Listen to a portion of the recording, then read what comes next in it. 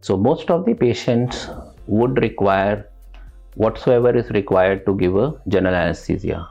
So the tests would be a blood test that will contain a CBC, a kidney function test, a liver function test, a PT-INR, some viral markers, blood grouping, urine routine microscopy, and chest X-ray and an ECG for patients who do not have any cardiac issues.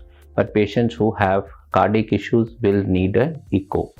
So echos are done prior to surgery so as to get the fitness for general anesthesia. So surgery would remain the same in most of us.